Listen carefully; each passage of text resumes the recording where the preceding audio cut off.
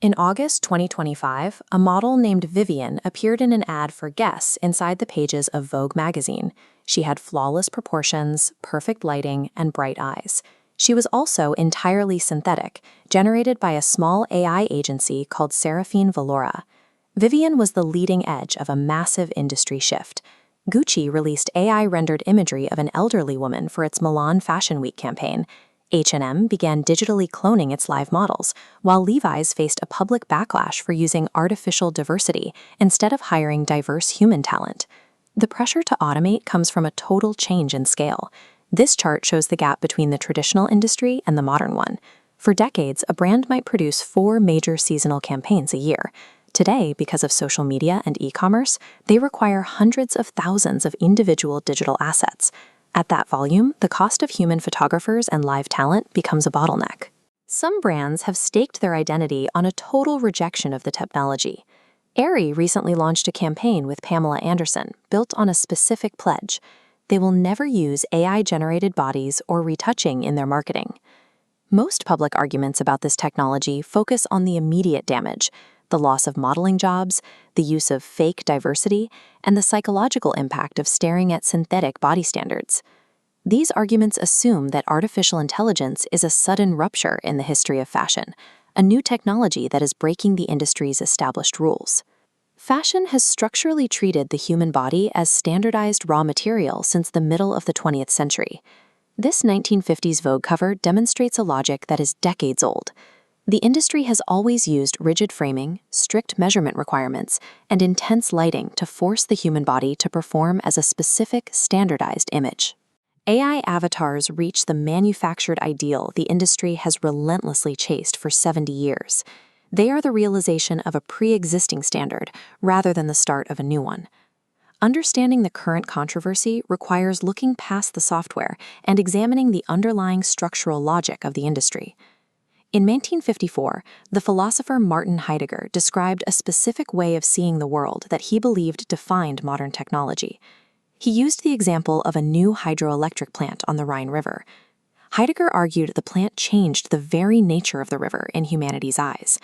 The Rhine was no longer a river in the traditional sense. It became a water power supplier, a source of potential energy waiting to be extracted and stored. Heidegger called this inframing. This worldview turns everything it touches into standing reserve, a stockpile of raw materials valued only for utility. This logic is agnostic. It subjects forests, rivers, and human beings to the exact same process of extraction and standardization. This philosophical lens reveals the core function of the modern fashion industry. A model's value enters the studio as a biological reality and is processed into a collection of data points: height, waist circumference and skin tone, and pixel-level textures.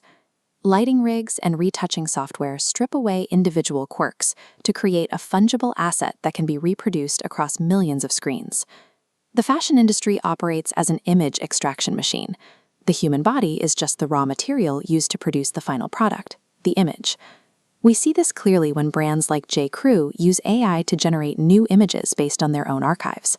They have found a way to counterfeit their own vibe without needing a live human body for the shoot. The AI model represents the structural completion of a 70-year process. When an industry treats bodies as resources for decades, it eventually develops ways to get the product without needing the resource at all. This extraction logic has limits.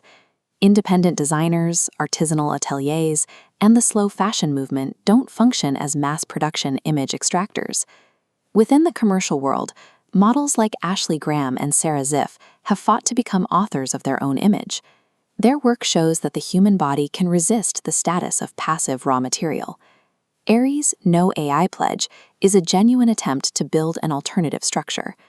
It is a commitment to a system where the body refuses to be treated as a resource for extraction. Much of the friction surrounding AI comes from real humans trying to maintain agency inside an industry designed to standardize them. The economic and ethical concerns about AI models, from job losses to the amplification of bias, are valid and pressing. The philosophical view shows that both human models and AI avatars are subjected to the same logic of extraction. They are different tools used to achieve the same structural goal. AI acts as a philosophical X-ray for the fashion industry.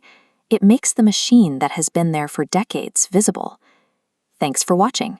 For more on the philosophy of technology, explore our archival episodes.